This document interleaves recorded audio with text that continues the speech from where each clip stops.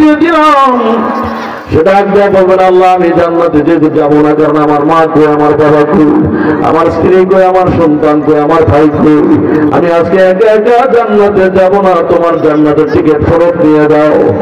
আমার আল্লাহ ডাকতে বলবেন রে বান্দা, আমি আল্লাহ যদি একবার জান্নাতের টিকিট দিয়ে দিই, এই টিকিট আমি আর ফেরত নেওয়ার সিস্টেম নই। তখন আপনজন কয়জন আছে দেখ, বলবে 40 জন।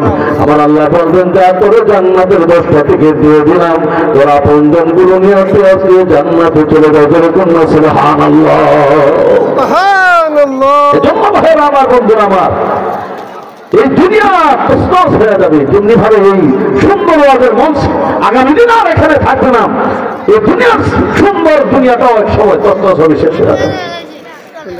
আল্লাহ রাব্বুল আলামিন এই কথাটা স্মরণ করায় দেওয়ার জন্য সূরা ইনফিতারের 6 নম্বর আয়াতে কারিমা নাযিল করেছেন। মুফাসসিরুল কেরাম লেখেন এটা ওলীদ ইবনে মুগীরা সংক্রান্ত আয়াত আল্লাহ নাযিল করেছেন। সে ছিল দাম্ভিক অহংকারী, পরকালকে সে ভুলে গেছে। এজন্য সারা পৃথিবীর মানব জাতি যারা পরকাল ভুলে যায় এদেরকে স্মরণ করাই দিয়েছে। কারণ মানুষের স্বভাব হলো তিনটা, এমন তিনটা স্বভাব মানুষের আছে যেগুলো কোনো প্রাণীকুলের মধ্যেও নাই। এর মধ্যে একটা হলো মানব জাতি পরকাল ভুলে যায়। আমরা মৃত্যুকে ভুলে যাই। যে কবর বসের উদ্যোগে আজকের মাহফিল, কত আব্বা মা, কত আত্মীয় স্বজন, দাদা দাদি নানাদের কবরকে রেখে আসছি।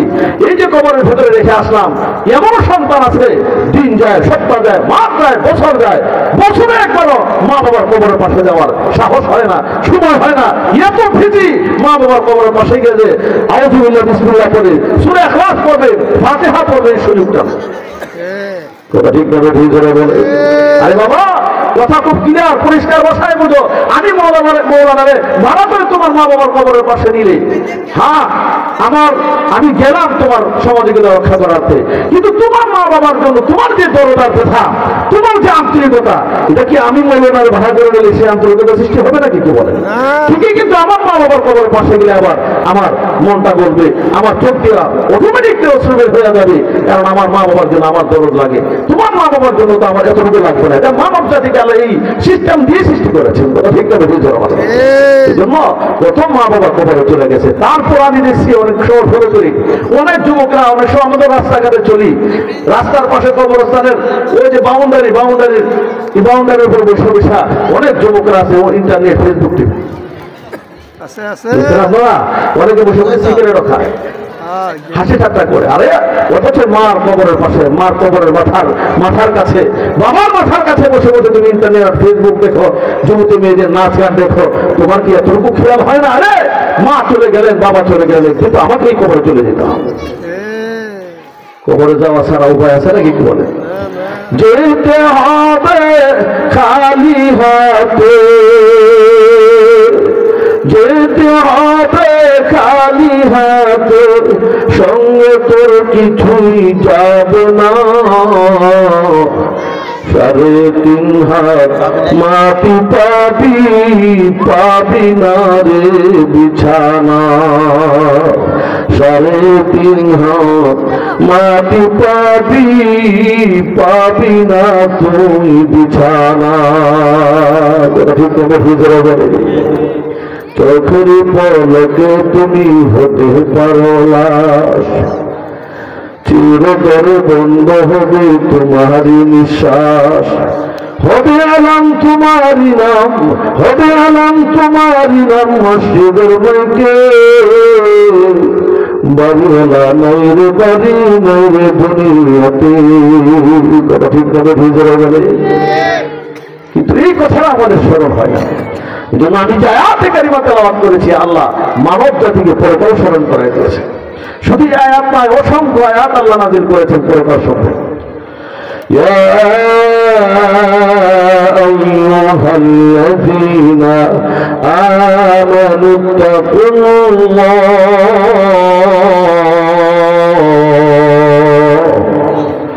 ولتنظر نفس ما قدمت لغد واتقوا الله والله خبير بما تعملون.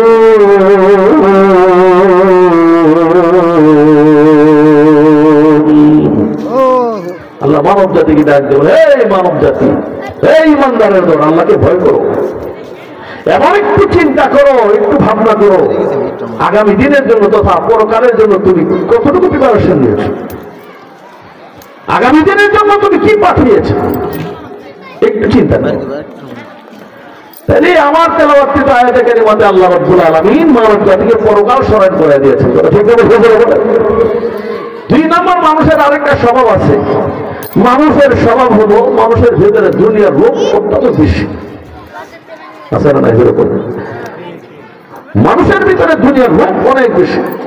নবীজি বলেন, লাউ কানা লিইবনি আদম ওয়াদিয়াম মিন যাহাবিন লা আহাব্বা আন ইয়াকুনা সানিয়ান লা ইয়ামলাউ জাওফু বানি আদম ইল্লা তুরাব। আমার নবী ডাক দেয়া বলে দিন, উম্মত, দুনিয়ার যদি একটা স্বর্ণের পাহাড়ের মালিক হয়ে যায়, তখন সে আশা করতে থাকে আমি আরেকটা স্বর্ণের পাহাড়ের মালিক কিভাবে হতে পারি। আল্লাহ বলেন, মানব জাতির মন আর দিল ভরবে না, পেট ভরবে না, যতক্ষণ পর্যন্ত না কবরের মাটি তার মুখের উপরে আসবে। কবরের মাটি যতক্ষণ তার মুখের উপরে না আসে ততক্ষণ তার দুনিয়ার লোভ হবে। তিন নম্বর, মানুষের আরেকটা স্বভাব হলো, মানব জাতি হলো নিমুখা। কি মুখানা মুখে নুন খায়া গুণ গায় না। আপনার তো নুন খাইয়া আরেকজনের দিয়ে সাপোর্ট করতে দেখছেন না? ইলেকশনের সময় টাকা আনছে একাদের কাছ থেকে, ভোট দিয়ে লাগে আরেক জায়গায় আছে না? অথবা দুজনের কাছ থেকে আইনা ভোট দেয় এক জায়গায়। তাহলে এই ব্যাপারটা কিছু তোমার ভোট দিবা তোমার ব্যক্তিগত ভাবে, তোমার স্বাধীনতা, তোমার একটা সাপোর্টের জন্য তুমি আরেকজনের কাছ থেকে টাকা গ্রহণ করা, এটা জায়েজ কতটুকু, হালাল কতটুকু, এটা তো তোমার একটু বিবেচনা করা দরকার। ওরা ঠিক না বেশি করে বলে, ইলেকশনের সময় দেখবেন একটা টাকা পয়সার একটা খেলা খেলে সবার আনতে একজনের কাছে আমি আজকে সারাদিনে 40টা ছাড়েছি করা হয়েছে। ও আজকে কবরস্থানই করতেছেন নাকি আল্লাহ জানে। আপনারা কথা বলেন না, কিন্তু অসুবিধা কথা বুঝতে আমার অসুবিধা হওয়ার পরে আমি আপনাদের দূরের মানুষটা ওই তো নরসিংদী একেবারে এক সাইডে পড়ছে আপনার বেলাবর, তারপর মর্যাদার সৃষ্টি করে ইসলামপুর একেবারে কাছাকাছি। আপনারা আমার ভাষা বোঝার কথা, আমারও আপনার ভাষা বোঝার কথা, কোনো কঠিন বিষয় না। সিলেট এলাকাতে গেলেন এরা আমাদের ভাষা কিছু কম বোঝে, এদের ভাষা আমরা কম বুঝি। আমরা গেলে সাপ আয়ুকা বোকা খাপকা, আমি মনে মনে করি মাশাআল্লাহ যে দোয়া করছে দেখে খানার দোয়াই পড়লো নাকি আমার গালি দিল আল্লাহ ভালো। কি বলছে? সাপ মানে হুজুর, হুজুরদেরকে আলেমদেরকে এরা সাপ করে। আয়ুবটা মানে আসেন, বোটকা মানে বসেন, খাক্কা মানে খাবার দিচ্ছে খান। এরা যদি আমাদের সালোয়া এলাকাতে নোমরাগান্ধা কয় তাহলে কি করবো? এই জন্য সব এলাকার ভাষা এক না। আমরা জানলাম সিপাহীগঞ্জ এলাকাতে এই এলাকার ভাষাগুলো এমন, আমাদের এলাকার মনে বুঝবি দেখা যাবে জিজ্ঞাসা বদ্দা খবর শুনি, কি কইছে বদ্দা ভালো শুনি, মানে জিজ্ঞাসা করছে বড় ভাই ভালো আসুনি। এটা যদি আমাদের ডুমরাকান্দা এসে সাপ্লাই করে গমের ব্যবসা, এটা তো ভ্রমণের মারা ছেড়ে দিচ্ছি, এটা চলে না, এখন চাউলের ব্যবসা করে। এই জন্য আমাদের মুরব্বীরা বলছে বাংলা ভাষা এটা মারা গেছে ছিলে, জানা হয়েছে ফেনি, খবর দিচ্ছে নেই, এই সব কথা না। ফেনি এলাকার কেউ থাকলে আবার রাগ করে নেয়, আর খবর এই ফেনি এলাকাতে এই মনে হয় এই এলাকা থেকে উঠে গেছে। সকালবেলা গিয়ে কই এই আমার 2 কেজি হে দাও, হে কি দিত হে হে হে আবার কি হে মানে পেঁপে পার্থক্য হার্থক্য উস্তাদ ছাত্রের জিজ্ঞাসা করে বলে কিন্তু আসলে হার্থক্য কি ব্যাপারটা? হার্থক্য বলেন কেন ওস্তাদ? যে আপনি পার্থক্য বলতে পারেন না শিক্ষিত মানুষ, ব্যাপারটা পার্থক্য আর হার্থক্যের মধ্যে কোনো হার্থক্য নাই। পার্থক্য আর হার্থক্যের মধ্যে কোন হার্থক্য নাই, চেষ্টা করলে পৌঁছানো হয় না। এটা যখন অটোমেটিক হয়ে গেছে। যাক আমার ভাইয়েরা, আসুন আবার আমরা মূল আলোচনার দিকে যাচ্ছি। বলছিলাম মানব জাতি হলো নিমুখানা। কি বলেন? নিমুখানা।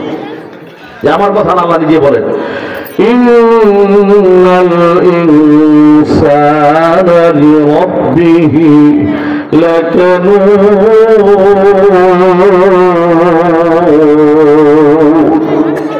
মানব জাতি হলো নিমুখ খারাপ, মানুষের যে নিমুখ খারাপ পৃথিবীর জমিনে আর কোনো প্রাণী নাই। আপনি যদি আপনার বাড়িতে একটা কুকুর লালন পালন করেন, আর কুকুরটার একটা নাম দিয়ে আপনি ডাকেন, এই কালু লালু একটা নাম দিলেন, আপনি যদি ডুমরাকান্দা বাজার থেকে বাড়িতে কালুকে ডাকবেন, দেখবেন পুরো ঘুম থেকে জায়গা দৌড়ে আপনার কাছে আসবে, আইসা তাড়াতাড়ি করে আপনার পায়ের মধ্যে নাক দিয়ে শুনতে থাকে, আল্লাহ ধরে খুব নাড়াইতে থাকে, বলতে চায়, ও বস, ও আমার পাইওয়ালা, ও আমার মালিক, তুমি আমার ডাইকে তোমার কাছে হাজির করলা, আমার তো ডাক ছাড়া তোমার কাছে হাজির হওয়ার দরকার ছিল। দেখো ঘন ঘন নারায় বলতেছে, আই এম সরি, আমি দুঃখিত। আর আমাদের অবস্থা রাখে 5 ওয়াক্ত নামাজের সময় মুয়াজ্জিনের জবান দেয়া, এইগুলো ভাষাগুলো কিন্তু সব আল্লাহ পাকের পক্ষ থেকে চয়ন দিয়েছে। আযানের শানে নুজুল আছে, আযানের ঘটনা আছে। 10 জন সাহাবী আযানের এই শব্দগুলো স্বপ্নযোগে দেখেছেন। এর মধ্যে একজন হলেন আমিরুল মুমিনিন ওমর আব্দুল্লাহ ইবনে যায়েদ ইবনে আব্দুর রাব্বিহি, সহিহ বুখারীতে ঘটনা আছে। স্বপ্নযোগে এরা দেখছেন, নবীজির কাছে গিয়ে বলছেন, হুজুর আমরা আযানের প্রয়োজন মনে করতেছেন, অনেকদিন পর্যন্ত নামাজের জন্য কিভাবে জমা করা যায়। আমি স্বপ্নে এই শব্দগুলো দেখছি, আমি স্বপ্নে এই শব্দগুলো শুনছি। এভাবে 10 জন সাহাবী শুনছে। আল্লাহ হাবিব বলতেছেন, আমিও মেরাজ রজনীতে এই শব্দগুলোর আওয়াজ আমি কানে শুনছিলাম, এখন আমার মনে পড়ে গেছে। সেই শব্দগুলো দিয়ে মুয়াজ্জিন প্রতি হেঁটে হেঁটে ডাকতেছে, হাইয়া আলাস সালাহ,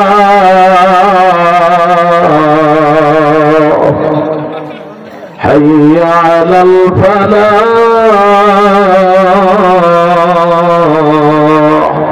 ডাকে কি ডাকে না, কি বলে? কিন্তু আমাদের কিছু নিমুখ খারাপ বান্দা আছে, এরা চায়ের দোকানে বসে বসে টেলিভিশনের দিকে তাকায়। কিছু যুবক আছে, এরা ইন্টারনেট ফেসবুক টিপতে থাকে, রাস্তার পাশে কালপাড়ের মধ্যে বসে বসে বাস্তব নামাজের সময় দেখছি এরা বসে বসে আড্ডা মারে।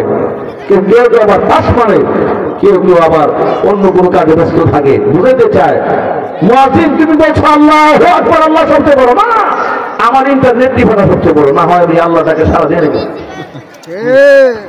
পরোক্ষভাবে আমি আল্লাহটাকে আমি প্রত্যাখ্যান করে দিলাম। শয়তান একটা ডাককে, আল্লাহর একটা আদেশকে অস্বীকার করার কারণে সে কাফের হয়ে গেছে। আবা ওয়াস্তাকবার ওয়া কানা মিনাল কাফিরিন।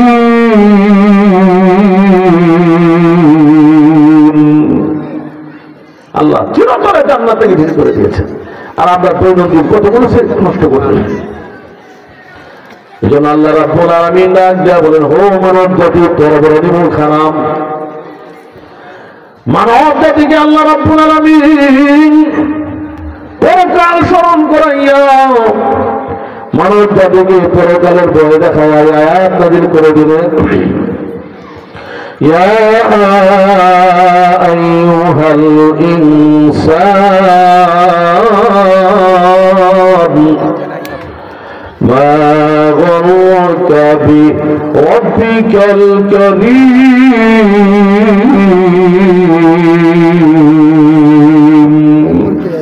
আল্লাহ ডাকতে বলে, হে মানব জাতি, রব্বে কারীম সম্পর্কে তোমাকে কে ধোঁকা দিচ্ছে? যে রব আমি তোর জন্য ঘুমাই না, যে রব আমি আল্লাহ তোর জন্য কোনো সংসার করলাম, আমি আল্লাহ কোনো সন্তান নাই, মা বাবা নাই, আমি আল্লাহ পাকের কোনো ব্যবসা বাণিজ্য নাই, আমি একটা সেকেন্ডের জন্য ঘুমাই না। পয়গম্বর মুসা আলাইহিস সালাম আল্লাহকে জিজ্ঞাসা করেন, আল্লাহ আপনি ঘুমান না কেন?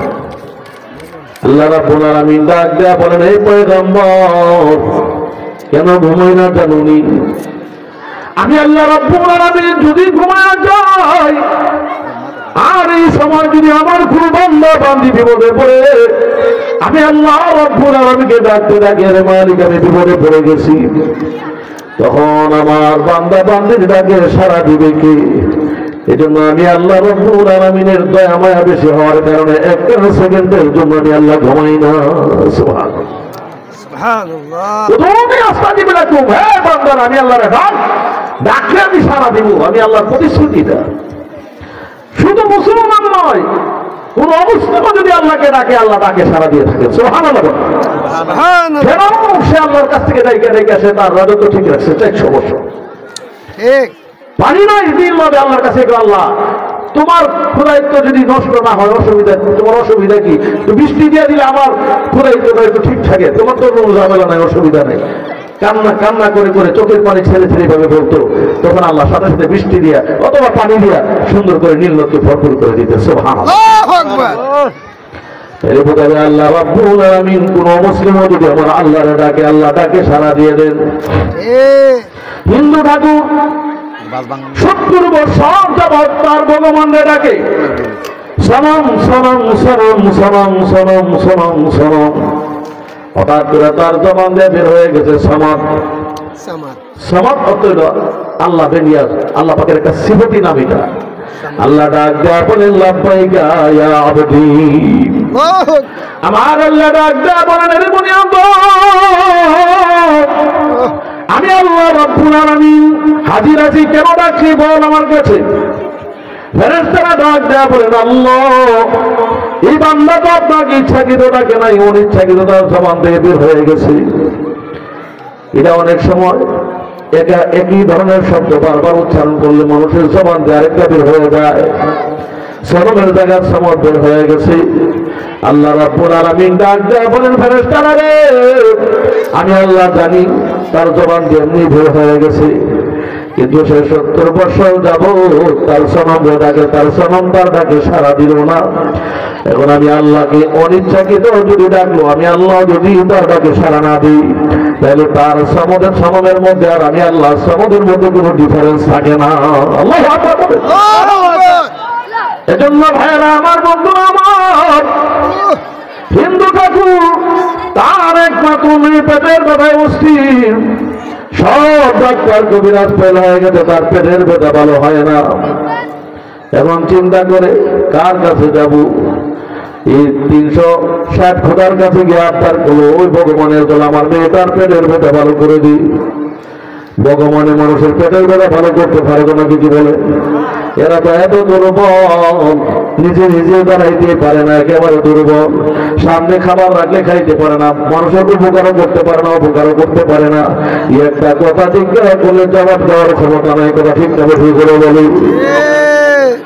এরা আবার মানুষের রূপ ভালো করবে কি? হিন্দু ঠাকুর চিন্তা করলো, সব চেষ্টা তো শেষ করলাম, পারলাম না, আমার মেয়েটার কাছে শেফা দিতে নেওয়ার জন্য এই ভগবানের দলের ঠিক আছে, সব তো ফেল, একটি মাত্র দরবার বাকি আছে, সেটা হলো মুসলমানের খোদার দরবার।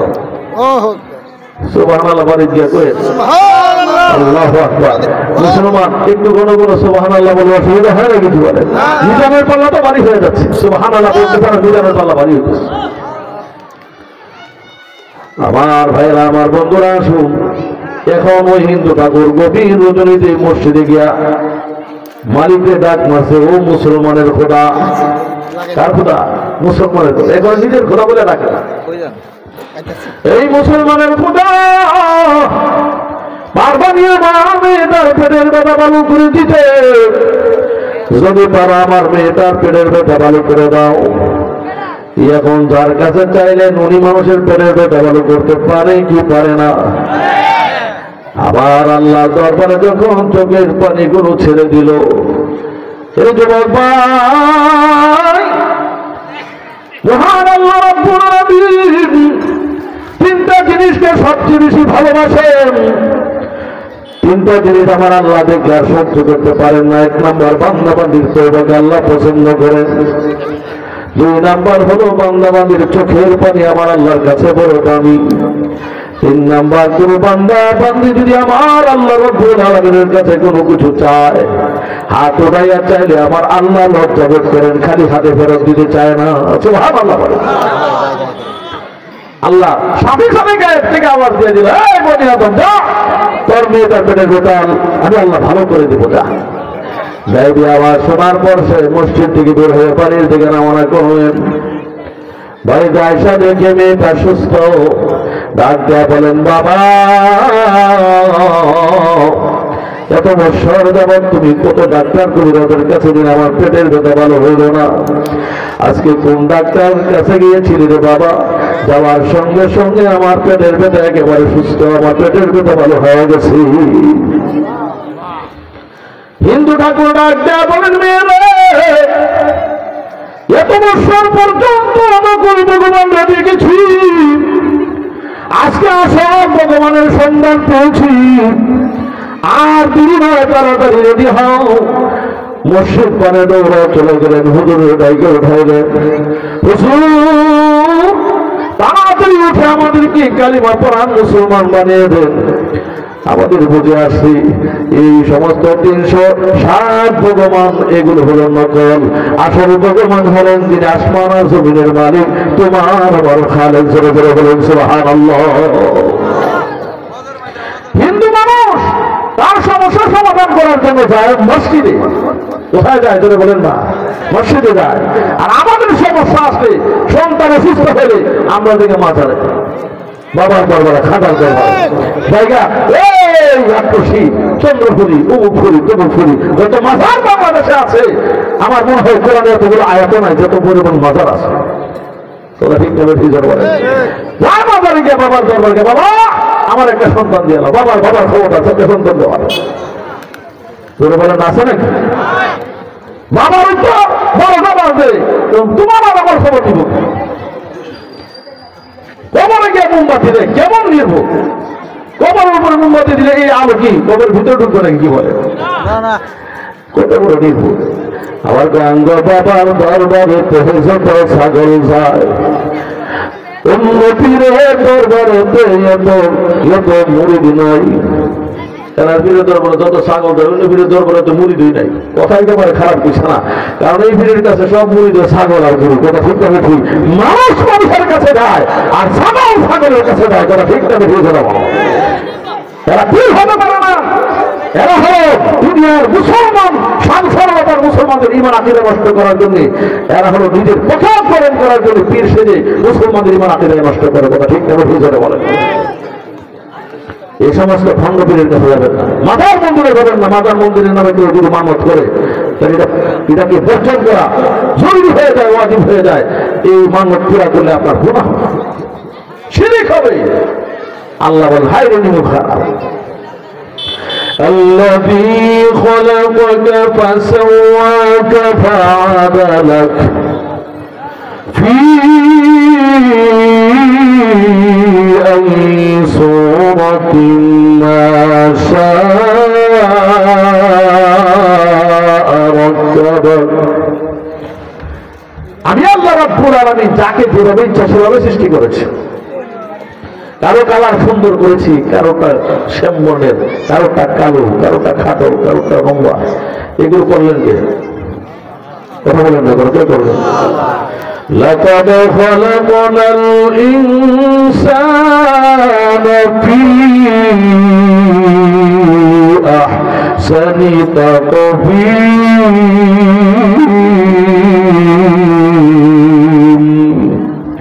আমি মানুষকে সবচেয়ে সুন্দর অবয়ব, সুন্দর কাঠামো দিয়ে আমি আল্লাহ সৃষ্টি করেছি।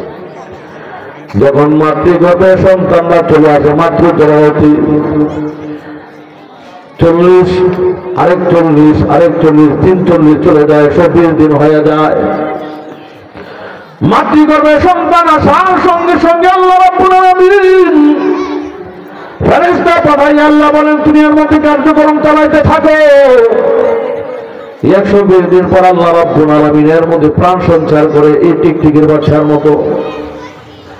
এবং তার হাত পা এগুলো আস্তে আস্তে জয়েন হবে। ফেরেশতারা ডাক দেয়া বলেন রে মালিক তার হাতটা কেমন হবে? আল্লাহ বলেন তার হাতটা এভাবে বানাও, পাটা এভাবে বানাও, আঙ্গুলগুলো এভাবে বানাও। কোনোটা প্যারালাইসিস, কোনোটা আমার ভাইরা সুস্থ, কোনোটার হাতের মধ্যে আঙ্গুল হয় 22টা আর কোনোটা 20টা। এভাবে আল্লাহ যতটা হুকুম করে ততটা ফেরেশতারা লাগাওয়া দেয়। আমার আল্লাহ ডাক দেবেন এই ফেরেশতা সাবধান, হাত বানাইলি, পা বানাইলি, তার আঙ্গুল বানাইলি, কিন্তু তার চেহারার মধ্যে হাত দিবি না। আমি মহান আল্লাহ রাব্বুল আলামিন আমার কুদরতি নিজের হাতে আমি তার চেহারাটাকে বানাবো।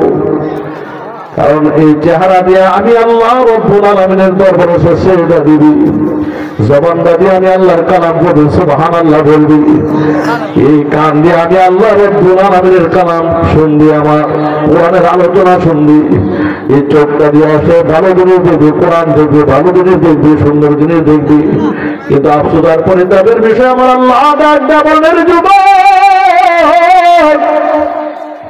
আমি আল্লাহর দেওয়া চোখ পাইয়া তোর যৌবন কাল চলে গেলে, দিন যায়, রাত যায়, সপ্তাহ যায়, মাস যায়, কত হাজার টাকার এমবি তুই মোবাইলে নষ্ট করে দিবি। মোবাইলে ইন্টারনেট দেখতে তোর সুযোগ হইল, কিন্তু তোর ঘরের ভিতরে আমি আল্লাহর কালাম কোরআনুল কারীমের মধ্যে ধুলাবালি করে এরকম ভাবে আবর্জনাময় হয়ে আছে। কোনদিন পরে একটু দয়া লাগলো না আমার কালাম কোরআনের দিকে তাকানোর জন্য। এই যুবক ভাই, কিয়ামতের ময়দানে যদি আল্লাহ জিজ্ঞাসা করে কত কোটি কোটি টাকার মোবাইল এমবি বললেন বান্দা, আমি আল্লাহ রব্বুল আলামিন তার চোখের মধ্যে কোনোদিন এমবি ভরার জন্য ব্যবস্থা রাখি না, একবার এমবি দিয়ে দিলাম। এখন আমি আল্লাহর দেওয়া এমবি গুলো কোন কাজে খরচ করি, পঞ্চান্ন হিসাব দিয়ে আমার কাছে।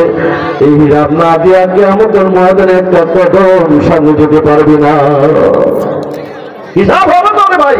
আল্লাহ হাবিব বিশ্বনবী বলেছেন, সহিহ তিরমিজি দ্বিতীয় খণ্ডের হাদিস, লা ইয়াযালু কদমা ইবনে আদম হাত্তা ইউসালান খামস। আমার আল্লাহ রাজ্জা বনের বুনিয়াদ কিয়ামতের কঠিন ময়দানে প্রত্যেকটা মানুষকে আল্লাহ রাব্বুল আলামিন 5টা প্রশ্ন করবেন। 5টা প্রশ্নের উত্তর না দিয়ে ময়দানে আসলে একটা কদম সামনে যাওয়ার কোনো সুযোগ নাই। এক নম্বর হলো আন উমরিহি ফিমা আফনা। বুড়া মানুষগুলোকে জিজ্ঞাসা করা হবে, 60 বছর, 70 বছর, 80 বছরের বুড়া, তুমি তোমার 60-70 বছর কোন কাজে ব্যয় করেছ? যুবকদেরকে জিজ্ঞাসা করা হবে, যৌবনকাল কোন কাজে ব্যয় করলি? ধনীদেরকে জিজ্ঞাসা করা হবে, ধনী মানুষেরা মাল ইনকাম সোর্স কি ছিল? হালাল পন্থা, বৈধ পন্থা ইনকাম করলি না অবৈধ পন্থা ইনকাম করলি? সুদ ঘুষ খাইয়া খালি বড় বড় টাকা পাহাড় বানাইলি, নাকি বৈধ পন্থায় চললে একটু আমি আল্লাহ যাচাই করবো, তোর জীবনের কোটি কোটি টাকার হিসাব আমি আল্লাহর কাছে দিই। ওই ময়দানে হাসরে আল্লাহর দরবারে হিসাব না দিয়ে একটা কদম সামনে যেতে পারবে না। কথা ঠিক নেবে, ঠিক করে বলি। টাকা ইনকাম করলে কি বলে, কোন খাতে ব্যয় করলি? আজকে ওয়াজ নসিহতের জন্য, মসজিদের জন্য, মাদ্রাসার জন্য টাকা দেবে, এত ঘন ঘন ওয়াজ করার দরকার থাকে, এত ঘন ঘন ওয়াজের দরকার কি? কিন্তু নাটকের জন্য আর গান ভাতের জন্য দেখা যায় লক্ষ লক্ষ টাকা খরচ হয়। আল্লাহ খাত জিজ্ঞাসা করো, কোন খাতে ব্যয় করে? কোন খাতে তুমি টাকা ব্যয় করেছো? ইনকাম সোর্স কি ছিল? এখন তো এক টেবিল থেকে আরেক টেবিলে ফাইল যায় না মাল না হইল। তারা ঠিক করে ভিতরে বলে, এমন কোন মহল্লা নাই, এলাকা নাই, আপনাদের এলাকা ভালো এলাকা, সব ভালো এলাকা, এখানে নাও থাকতে পারে, এমন কোন এলাকা নাই যে এলাকাতে সুদ ঢুকছে না, ঘুষ ঢুকছে না, এমন কোন ভোট না। সুদ ঘুষের বিরুদ্ধে ওয়াজ করলে আবার মৌলবি ভালো থাকতে পারে না, ইমাম মুয়াজ্জিন বেশি দিন টিকে না। ইমাম সাহেব বারবার ওয়াজ করতেছে আর সভাপতি সাহেব সামনে বসে রয়েছে, মনে করছে সভাপতি সাহেবের দিকে বারবার তাকায় আর বলে ওয়াজ করে, সুদের বিরুদ্ধে ওয়াজ করছে। সভাপতি আসলে ছিল একটু সুদের সাথে সম্পৃক্ত, কোটি কোটি টাকা লোনের টাকা হয়েছে। ভাবছে মনে হয় কেউ ইমাম সাহেব ইনফরমেশন দিয়ে দিছে, আমার বিরুদ্ধে ওয়াজটা করছে।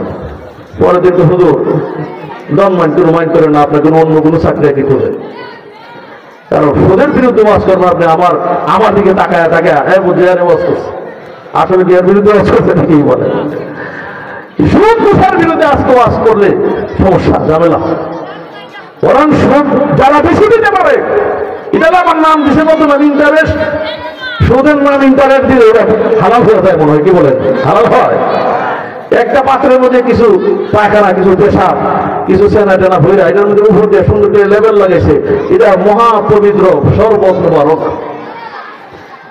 এটা হালাল হয়ে গেছে। কি বলে? লেবেলের কারণে।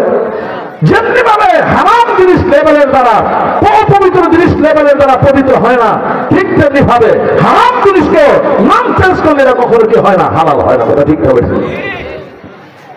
এর নাম ইন্টারেস্ট, টেবিল খরচ, হাত খরচ, সাবানের খরচ, আর কত খরচ। অনেকে আমি জীবনে আমার খোদার কথা আমার জীবনে আমি সুদের টাকা ধরি না। একজন আমার ঘটনা শোনাইছে, মনে করছে এই লোকটা বড়, এই অফিসারটা বড় ভালো, দেখছি 5 ওয়াক্ত নামাজ পড়ে একেবারে সুন্নতি যুদ্ধ দাঁড়িয়ে আছে, আবার শেষ 10 দিন রমজানের এ টাকা ফুটছে। একটা কাজ হইতেছে না, চিন্তা করলাম রমজান মাসে যাই দিই একটু অফিসার সাহেবের একটু মনটা একটু বলে কিনা। তো রমজানে গিয়ে দিই শেষ 2 দিনে টাকা পড়ছে। পরে গেলাম, বেশি কথা মাথায় রাখবো, দুনিয়ার কথা মসজিদে কয় না। যখন 1 লাখ টাকার একটা বান্ডিল দিলাম, এইগুলো আমি ধরি না, এই মুসল্লার তোলা রেখে দাও, মুসল্লার নিচে রেখে দাও, আমি এগুলো ধরি না। কত বড় পরেজগার, এটা ধরে না মুসল্লার নিচে রাখে। এমন পরেজগার এমন আল্লাহ বলিও বাংলার জমিনে আছে না, যেরকম আছে না, মুসল্লা তোলে রাখে, কিন্তু নিজে ধরে না। এই যুবক ভাইরা আমার, বন্ধুরা আমার, এখন থেকে নিজের প্রিপারেশন নাও। অবৈধ একটা পয়সা আমার পেটে ঢুকাবো না, কারণ অবৈধ হারাম একটা পয়সা যদি তোমার পেটে ঢুকি, 1 টাকা হারাম যদি তোমার সুদের টাকা 1টা টাকা যদি তোমার পেটে ঢুকি, নবীজি বলেন এটা 70 বার জিনা করার চেয়েও আর আসাধ্য। মিশকাত শরীফের হাদিস 421 নম্বর পৃষ্ঠার হাদিস। 1 টাকা যদি কেউ সুদের খায় 70 বার জিনা করার চেয়েও আরো মারাত্মক গুনাহ সে করবে। শুধু তাই না, নবী আরো বলেছেন তার আপন মায়ের সাথে জিনা করলে যে গুনাহ হবে সেটার থেকে আরো মারাত্মক গুনাহ করছে একটা সুদের টাকা যদি সে। আর এখন আমার ভাইরা, কোন সমাজের মানুষ যদি কোন সন্তান যদি মার সাথে জেনা করে আর এটা যদি ফুটা হয়, আমার তো মনে হয় না নিম্ন শ্রেণীর মানুষও তারা এই সমাজে টাকা দেবে। সে 24 ঘন্টা গুণা করে, সেও টাকা দেবে না। যে মদ খায় সেও বলবে হের বাড়ি করো, এর মানুষ নাই, অমানুষ। অথচ 2 কোটি টাকা সুদের লেনদেন হয়, এটার প্রতি ঘৃণাও আসে না, এর প্রতি ঘৃণাও আসে না। আর কয় মৌলবীর দোয়া কবুল হয় না। কিভাবে কবুল হবে? কারণ কবুল হওয়ার জন্য তো পাত্র লাগবে।